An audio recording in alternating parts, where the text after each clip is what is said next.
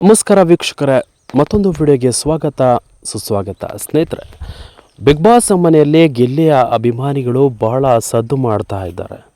ಏನಪ್ಪ ಅಂದರೆ, ಗಿಲ್ಲಿ ನಟ ಗೆಲ್ಲಬೇಕು, ಗಿಲ್ಲಿ ನಟನಿಗೆ ಸಪೋರ್ಟ್ ಮಾಡಿ, ಗಿಲ್ಲಿ ನಟ ಸೂಪರ್, ಗಿಲ್ಲಿ ನಟ ರಿಯಲ್ ಲೈಫ್ನಲ್ಲಿ ಹೇಗಿದ್ದಾರೆ ಹಾಗೂ ಕೂಡ ಇದ್ದಾರೆ, ಮುಖವಾಡವನ್ನು ಧರಿಸಿಲ್ಲ ಅಂತ. ಸದ್ಯ ಬಿಗ್ ಬಾಸ್ ಮನೆಯಲ್ಲಿ ಕಾವ್ಯಶ್ರವೆ ಮತ್ತು ಗಿಲ್ಲಿಯ ಒಡನಾಟ ಸ್ನೇಹ ಬಹಳ ಸೂಪರ್ ಆಗಿದೆ ಅಂತ ಅಭಿಮಾನಿಗಳು ಖುಷಿ ಪಟ್ಟಿದ್ದಾರೆ.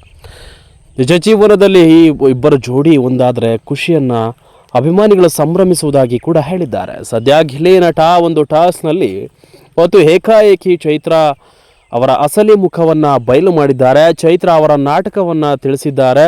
ಸದ್ಯ ಗಿಲ್ಲಿ ನಟ ಕಾವ್ಯಗೌಡ ಅವರ ಕಾಲಿಗೆ ಬಿದ್ದು ತಬ್ಬಿಕೊಂಡು ಕಾವ್ಯರನ್ನು ಚೈತ್ರ ಯಾವ ರೀತಿ ರಿಯಾಕ್ಟ್ ಮಾಡ್ತಾರೆ ಅನ್ನೋದನ್ನು ತೋರಿಸ್ಕೊಟ್ಟಿದ್ದಾರೆ.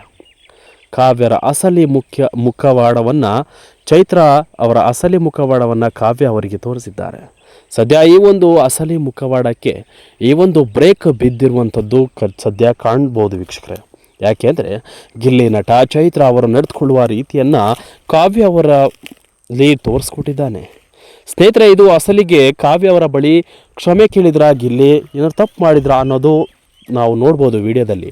ಸದ್ಯ ಅದು ಯಾವುದು ಬೇರೆ ಅಲ್ಲ. ಚೈತ್ರ ಕುಂದಾಪುರ ಅವರು ಬಿಗ್ ಬಾಸ್ ಮನೆಯಲ್ಲಿ ಈ ರೀತಿಯಾಗಿ ನಾಟಕವನ್ನು ಹಾಡ್ತಾರೆ ಅನ್ನೋದನ್ನು ಸದ್ಯ ಗಿಲ್ಲಿ ನಟ ಕಾವ್ಯ ಅವರ ಬಳಿ ತೋರಿಸ್ಕೊಟ್ಟಿರೋದು ವೀಕ್ಷಕರೇ.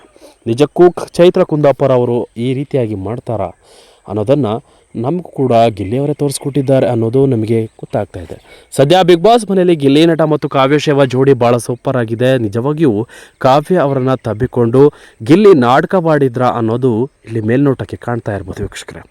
ಇನ್ನೊಬ್ಬರ ಹೆಸರನ್ನು ಪಡೆದುಕೊಂಡು ಗಿಲ್ಲಿ ನಟ ಕಾವ್ಯ ಅವರನ್ನು ತಬ್ಬಿಕೊಂಡ್ರ ಅನ್ನೋದು ಇಲ್ಲಿ ಜನ ಹೇಳ್ತಾ ಇರುವಂಥದ್ದು. ಸದ್ಯ ಇವರಿಬ್ಬರು ಸ್ಟ್ರಾಟಜಿ ಎಷ್ಟು ಜನ ನಂಬ್ತಾ ಇದ್ದಾರೆ ಅನ್ನೋದು ಇಲ್ಲಿ ಸ್ಪಷ್ಟವಾಗಿ ಗೊತ್ತಾಗ್ತಾ ಇದೆ. ಸದ್ಯ ಗಿಲ್ಲಿ ನಟನಿಗೆ ಹಲವಾರು ಫ್ಯಾನ್ಸ್ ಕ್ರೇಜ್ ಇದೆ.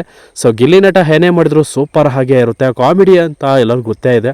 ಸೊ ಎಲ್ಲವೂ ಕೂಡ ಕಾಮಿಡಿ ಹಾಗೆ ಇರುತ್ತೆ. ಸೊ ನೋಡೋಣ, ಗಿಲ್ಲಿ ನಟ ಅವರು ಕಾವ್ಯಗೆ ಕಾಲ್ಗೆ ಬಿದ್ದು ತಪ್ಪಿಕೊಂಡಿದ್ದು ಯಾವ ರಿಯಾಕ್ಷನ್ ಆಗುತ್ತೆ ಅನ್ನೋದನ್ನು ಕಾದು ನೋಡಬೇಕಿದೆ. ಸೊ ಅಲ್ಲಿವರೆಗೂ ನೋಡ್ತಾ ಇರಿ ಅಂತ ಹೇಳ್ತಾ ಇರೋದನ್ನು ಮುಗಿಸ್ತಾ ಇದ್ದೀನಿ. Thank you.